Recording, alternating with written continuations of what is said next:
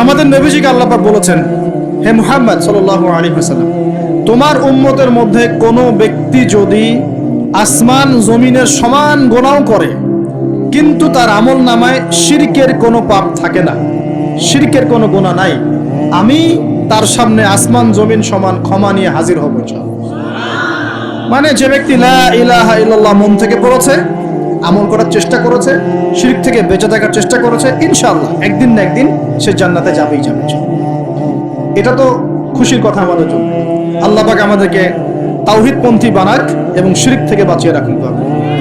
এখন মুমিনের সংজ্ঞা তো বুঝলেন, এই সমস্ত গায়েবে আমরা বিশ্বাস করি বলেই আমরা কি মুমিন। এই মুমিনদেরকে আল্লাহ পাক বলছেন ইত্তাকুল্লাহ, তোমরা আল্লাহকে ভয় করো। কি করো?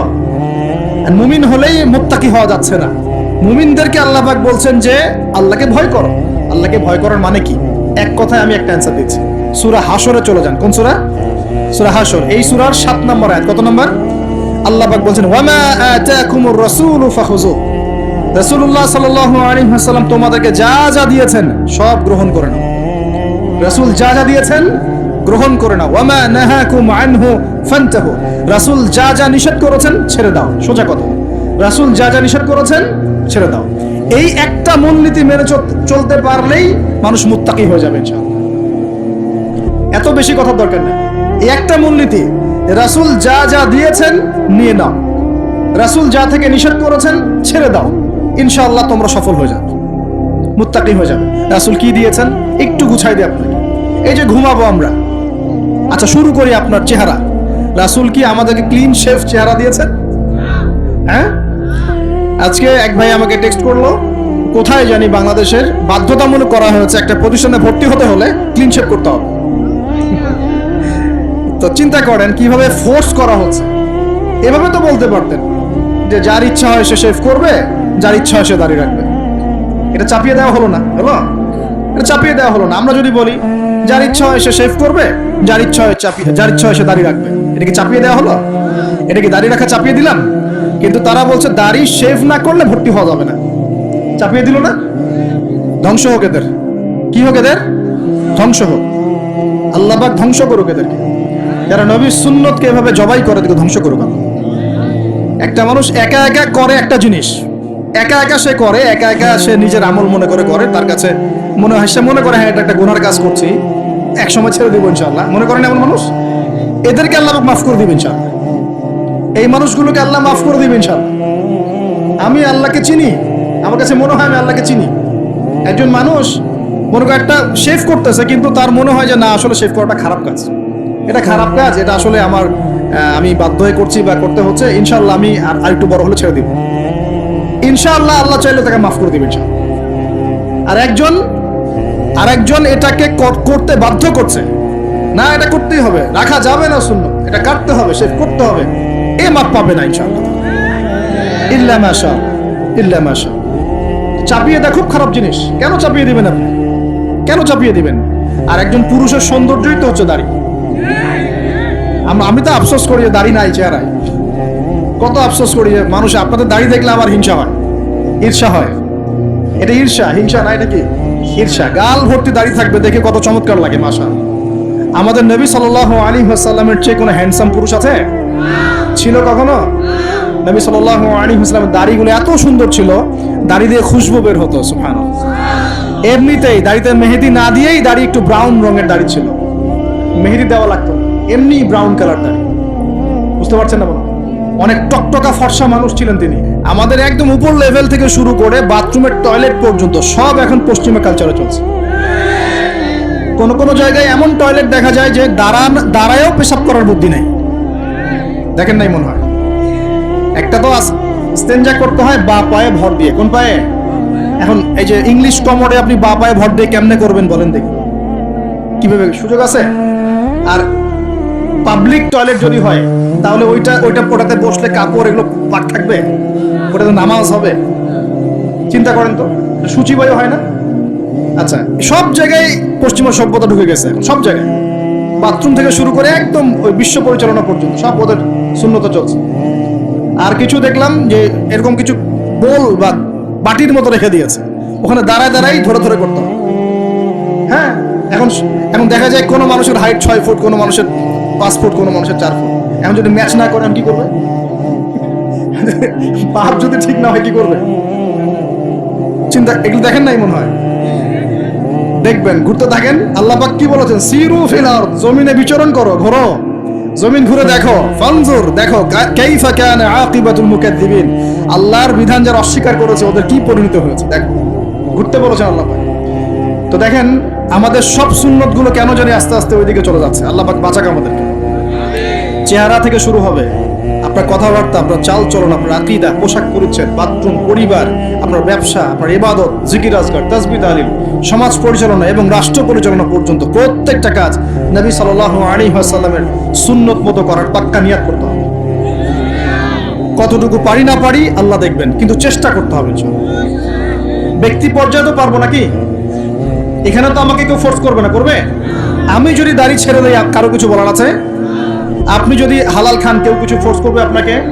আপনি নামাজ ঠিক মতো পড়েন, রোজা রাখেন, তাসবিহ তাহলিল করেন, জিকির আজকার করেন, আপনার পরিবারে পর্দা কায়েম করেন, কেউ কি ফোর্স করবে আপনাকে? উপরের লেভেলে হয়তো আমরা ইম্পোজ করার ক্ষমতা আমাদের নাই, ওটা পরে। আগে ব্যক্তি জীবন ঠিক করেন, আগে ব্যক্তি জীবন ঠিক করেন, পরিবার ঠিক করেন, আপনার অর্থনীতি ঠিক করেন। ইনশাআল্লাহ তাআলা আল্লাহ পাক আমাদেরকে প্রকৃত মুত্তাকি বানিয়ে দিবেন ইনশাআল্লাহ। আল্লাহ বলছেন প্রকৃত মুত্তাকি হও। কেমন করে আল্লাহকে ভয় করো? হাক্কা তুকাতি, ভয় করার মতো ভয় করো। ভয় করার মতো ভয় মানে কি? জীবনের কিছু অংশে ইসলাম পালন করব, বাকি অংশে করব না, এমন? নাকি জীবনের প্রত্যেকটা ক্ষেত্রে ইসলাম পালনের চেষ্টা করব? কোনটা? জীবনের প্রতিটা ক্ষেত্রে আল্লাহ পাক আমাদের সবাইকে ইসলাম পালন করার তৌফিক দান করুন। আল্লাহকে ভয় করো, ভয় করার মতো করে ভয় করো। আরেকটা কথা বলেছেন আল্লাহ পাক, ওয়ালা তামুতুন্না ইল্লা ওয়া আনতুম মুসলিমুন, পরিপূর্ণ মুসলিম না হয়ে মৃত্যুবরণ। পরিপূর্ণ মুসলিম কি জিনিস? যে ব্যক্তি বেপর্দায় চলে, এক মহিলা, আবার মাশাআল্লাহ নামাজও পড়ে, পরিপূর্ণ মুসলিম হলো কি? একজন ব্যক্তি 5 ওয়াক্ত নামাজি মাশাআল্লাহ, কিন্তু টেবিলের নিচ দিয়ে ঘুষ নিচ্ছে, পরিপূর্ণ মুসলিম হলো? একজন ভাই রোজাদার, মাশাআল্লাহ রোজা রেখেছেন, কিন্তু রোজা রেখে ব্যবসা করছেন, মাপে কম দিচ্ছেন, পরিপূর্ণ মুসলিম হলো?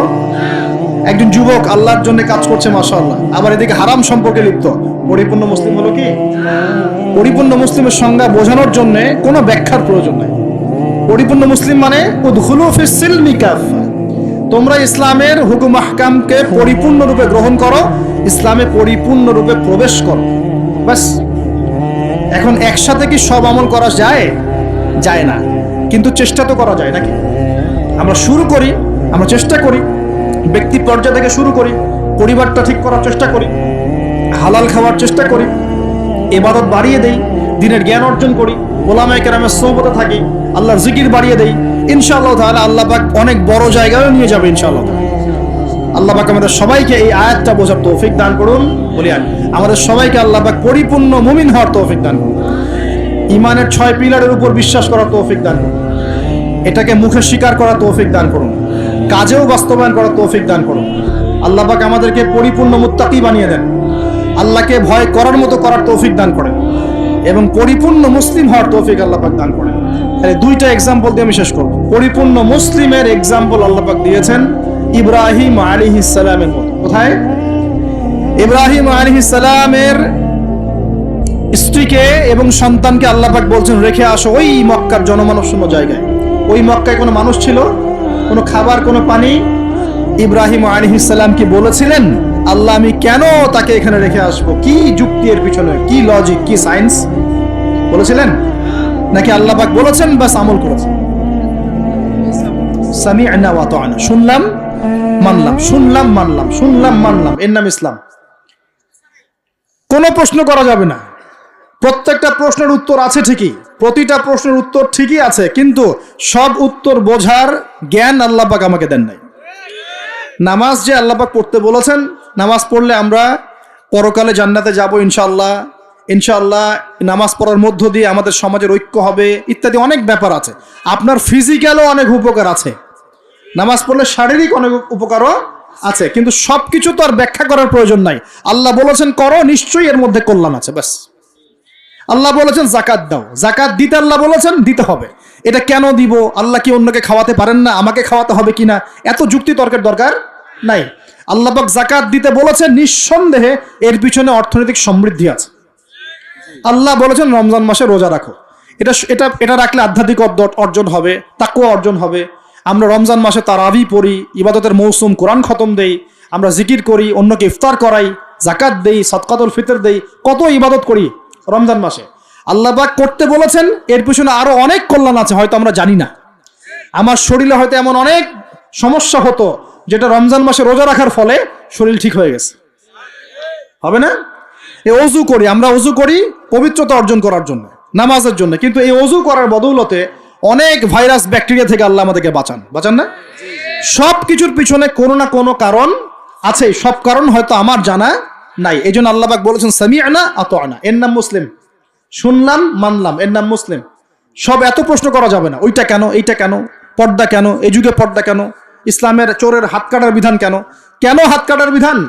এই এলাকায় যদি একটা চোরকে সবার সামনে হাত কেটে দেয় কেউ, এলাকায় চুরি বাড়বে না কমবে? কি মনে হয় আপনাদের? আর যদি তাকে বিভিন্ন ফাঁক করে বের করে দেন, ছেড়ে দেন, চুরি আরো বাড়বে না কমবে? আরো বাড়বে, আরো বাড়বে। ও দেখবে যে ধর্ষণ করলে কোনো শাস্তি নাই, আরো করব। মদ খাইলে কোনো শাস্তি নেই, আরো খাবো। চুরি করলে কোনো শাস্তি হয় না, আরো করব। বাস এই তো বাড়তেই আছে দিন দিন এগুলা। আর যদি সবার সামনে ধরে একটা ধর্ষককে ফাঁসি দিয়ে দেন, আর ভয়ে কেউ ধর্ষণ করার চেষ্টা করবে না। আল্লাহ পাকের বিধান প্রতিটাই কল্যাণকর। এখন মানুষকে এগুলো বোঝাতে হয়। আফসোস, কিছু মানুষ বলে ভাই সব জায়গায় ধর্ম টেনে আনবেন না। সব জায়গায় ধর্ম টেনে আনবো না মানে কি? সব জায়গায় আপনার মন গড়া বিধান টেনে আনবেন না, সব জায়গায় ধর্ম ঠিকই চলবে। আমাদের এটা কি শুধু ধর্ম না, জীবন ব্যবস্থা? জীবন ব্যবস্থা কি পুরো জীবন কেন্দ্রিক হয় না? এখানে ব্যক্তি জীবনের হেদায়েত নাই, এখানে পারিবারিক হেদায়েত নাই, অর্থনৈতিক হেদায়েত নাই, সামাজিক হেদায়েত নাই। তাহলে সব জায়গায় ইসলাম চলবে না কেন? কেন চলবে না? এটাই হলো আমাদের এখনকার বিশ্বের চ্যালেঞ্জ। এই জায়গায় সবাইকে আবার পরিপূর্ণ মুসলিম হওয়ার তৌফিক আল্লাহ পাক দান করুন বলি আমি। আরেকটা এক্সাম্পল দিব। সন্তানকে কুরবানি করতে বলেছেন আল্লাহ পাক, মনে আছে? ইব্রাহিম আলাইহিস সালামকে বলেছিলেন কেন এই ছোট্ট বাচ্চাটাকে হত্যা করব, জবাই করব? আল্লাহ পাকের হুকুম এসেছে, চোখ বন্ধ করে পালন করতে গিয়েছে। আল্লাহ পাক তো চান নাই যে সন্তানকে হত্যা করা হোক। আল্লাহ পাক পরীক্ষা নিয়েছেন, আল্লাহ পরীক্ষা নিয়েছেন। ওই স্মৃতি কিয়ামত পর্যন্ত মানুষ ঈদুল আজহায় পালন করে না? শুধুমাত্র ওই স্মৃতির ফলে দেখবেন কোটি কোটি মিলিয়ন মিলিয়ন মানুষের পেটের মধ্যে খাবার যায়। ওই যে কুরবানি ঈদে খেয়াল করে দেখবেন, তাই না? কোটি কোটি মানুষ সেই গোশত খায় না? একটা ঘটনাকে দিয়ে আল্লাহ রাব্বুল আলামিন কিয়ামত পর্যন্ত মিলিয়ন বিলিয়ন মানুষকে খাওয়ানোর ব্যবস্থা করেছেন। এটাই একমাত্র ব্যাখ্যা নয়, আমি জাস্ট একটা ব্যাখ্যা করলাম, আরো অনেক ব্যাখ্যা আছে। এটা একটা পরীক্ষা। আল্লাহ রাব্বুল আলামিনের প্রতিটা বিধানই মানবতার কল্যাণে। চোখ বন্ধ করে বিশ্বাস করলে সে মুসলিম। আল্লাহ পাক এটাই বলছেন, ওয়ালা তামুতুন্না, ভুলেও মৃত্যুবরণ করো না। ওয়ালা তামুতুন্না, ভুলেও মৃত্যুবরণ করো না, ইল্লা ওয়া আনতুম মুসলিমুন, পরিপূর্ণরূপে ইসলাম কবুল না করে, আত্মসমর্পণ না করে ভুলেও মৃত্যুবরণ করো না। মৃত্যু কবে আসবে জানি? তাহলে কি অপেক্ষায় বসে থাকবো, নাকি এই সুযোগ থাকতেই পরিপূর্ণ মুসলিম হব? কোনটা? খালি একটা কাজ করতে হবে, আল্লাহ রাসূল যা দিয়েছেন তা গ্রহণ করব, যা ছাড়তে বলেছেন ছেড়ে দেবো ইনশাআল্লাহ। কোরআনে যা আছে আমল করার চেষ্টা করব, যা নাই ছেড়ে দেবো ইনশাআল্লাহ। যদি দেখা যায় বাধ্য হয়ে আমি পাপে লিপ্ত হয়ে যাচ্ছি, হতাশ হবেন না, তওবা করে আবার ফিরে আসবেন। পথ চলতে গিয়ে হোঁচট খেয়েছেন, ভালো পথে চলছেন কিন্তু হোঁচট খেয়েছেন, হতাশ হবেন না, ওযু করবেন, নামাজ পড়ে আবার তওবা করবেন ইনশাআল্লাহ। যতবার পাপ হবে ততবার তওবা করবেন ইনশাআল্লাহ। আল্লাহ পাক আমাদের চেষ্টা দেখবেন ইনশাআল্লাহ। আমল দিয়ে কেউ জান্নাতে যাবে না, আমল দিয়ে কেউ জান্নাতে যেতে পারবে না। আল্লাহ পাক যাকে রহম করবেন, দয়া করবেন, শুধু সে ব্যক্তি জান্নাতে যাবে ইনশাআল্লাহ।